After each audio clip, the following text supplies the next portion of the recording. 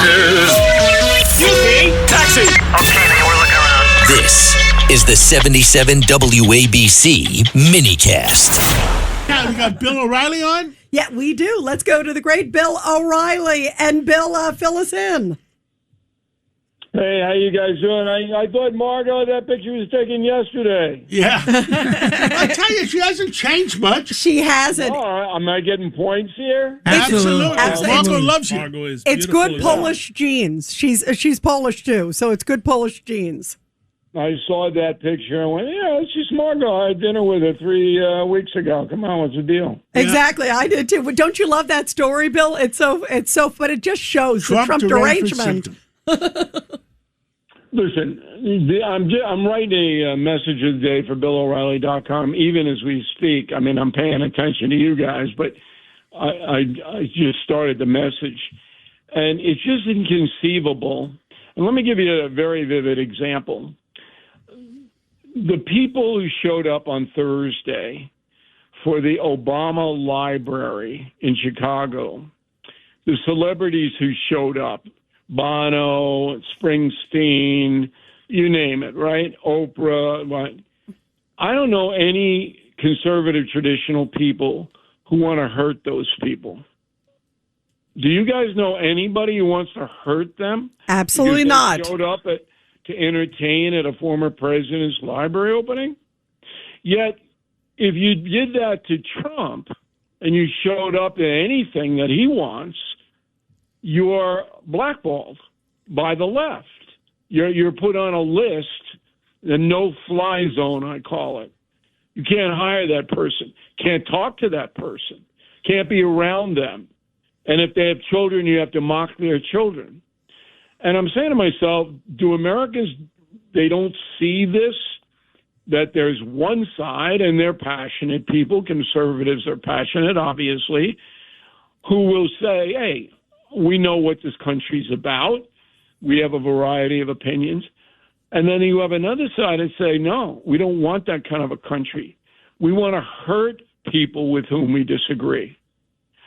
And it's so clear to me that none of these celebrities will get harmed in any way, and nor should they, that show up to the Obama opening.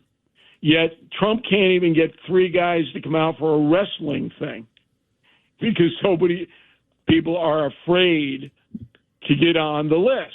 You know what I thought of, Bill? The America 250. Because remember, there were all these performers that were scheduled, and that's celebrating America. And then a lot of them backed out because clearly they got some pressure from somebody. Well, I think that was partly, Rita, because Trump was threatening to dunk them in that little pool they had that's polluted. The blue or the green pool? Which part of it? Nobody wanted to do that. So, the dunking pool. No, that's the point. That if you show up to a 250 event or anything that has to do with Trump, somebody's going to try to hurt you. And it's very clear to me that the progressive movement has now adopted hate as a tactic, where the conservatives can get hateful. You got to be honest; they absolutely can, but it's not in their party platform. Yeah, it's very frightening. And also, Bill, tomorrow night, obviously, is a big election that's taking place in New York, the primaries. And you've got some very extreme candidates that are in there that are anti-everything. It's tomorrow is going to decide which way our state is going. And maybe the country, eventually. The state at least. The country is going to be a lot harder. But the state, because if he gets 3 out of 3, AOC might beat Schumer. Yeah, exactly. AOC, it's going to embolden her. I think AOC could beat Schumer now. Not only she needs any help to beat him. Their organization, the Democratic organization, is very, very powerful in New York State. And they know where the votes are. We're not as bad as California. California is just flat out corrupt with the vote bundling, with buying of the votes. That is the worst right there. New York's not far behind. And so if they want AOC, and why wouldn't they? Okay. Schumer is long past his prime. I mean, the man can't even speak without reading it off a paper. He can't even speak. He's got the glasses on the head. He's got his head down in the script, and he's reading all kinds of stuff that makes no sense whatsoever.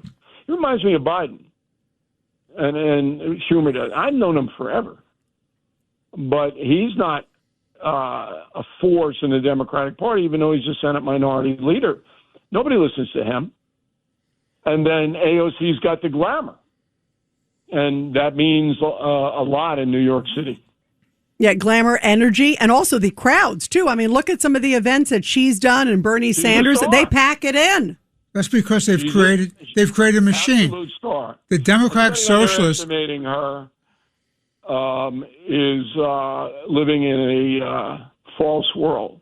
I will say this. She is a fellow Boston University Terrier. All right. She graduated from there. So did I, with broadcast journalism masters. I know for a fact, because I've watched her fairly closely, that Alexandria Ocasio-Cortez doesn't know much. There's a song, Don't Know Much About History. I think she's going to recut that song. She'll probably have Springsteen in the background singing it with her. Maybe Robert De Niro up top. She doesn't know much. But that doesn't matter in politics these days. What you know can actually hurt you. Schumer knows a lot, but Schumer is now just devolved into this kind of mannequin that spouts the progressive stuff that is handed to him. Yeah, that's frightening. By the way, Bill, what are your thoughts about Iran, too? Fill us in on how do you think President Trump is handling where things are headed, and also J.D. Vance? Well, I don't know about J.D. because he's probably a messenger guy. I mean, he's not making policy. I'm a little more optimistic today than I was over the weekend that something good will happen for America. And the reason is that I know this to be true. There are only two options left for President Trump. Two. They either let the weapons inspectors in to look at the uranium, or he is going to bomb them in a way that is ferocious. There's no other ground, none.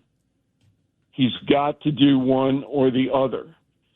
And I'm betting that the mullahs know that, and that they will sign a paper that says they'll allow weapons inspectors in. Now, whether they do, whether they play hide the mole or, okay, that's down the road. But I think for the first time I'm seeing that this whole thing is being cut down to one or the other. And I hope everybody will read my column on BillO'Reilly.com because I spell it out for you. A lot of propaganda going on here. But that's the truth. President Trump has two options, and his legacy depends on winning. He has to win this. By the way, I agree, Bill. When I hear inspectors back in, I go back to our early days together at Fox, where there was so much of this. Oh, they kind of let him in. They didn't really let him in. I'm talking about a different president, but this is games by the Iranians, and thank God President Trump's there. But I'm so leery of anything with them, and I'm leery about money going to them in any shape or form, no matter who's giving it. Can't stop it, Rita. No, I know, and that's the sad thing. They're getting money from oil right now. Yeah, can't stop it. Have to accept it. Is it worth Iran being monitored for nuclear activity, nuclear weapons? I say yes. Yeah, I do too, if they'll indeed allow it.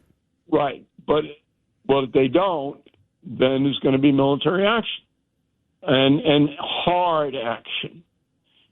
So the Pentagon war gamers have already drawn it up.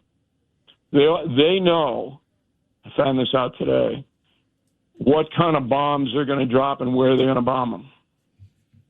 That's already in motion. So the mullahs know it too because Vance is telling them that.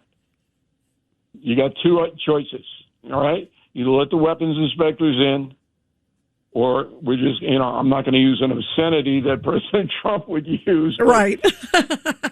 That's what's going to happen. And the Mullahs believe him. Right. This isn't like, some kind of bluff now. We're way beyond the bluff stage. And the other tell is that all the tankers are getting through Hormuz now. Yep.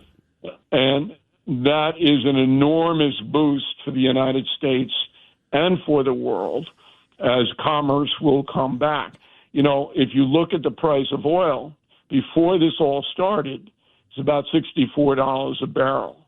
I think when the market closed today, it was 72. Now, what President Trump has to do is tell the American oil companies, you better stop gouging, you better start dropping this at retail level. And if he does that, they will, because he can hurt them. Yeah, absolutely. And Bill, by the way, we have Vito Fossella with us, Staten Island Borough President. Bill, going back to your original point about the intolerance, if you will, on the left and wanting to do harm.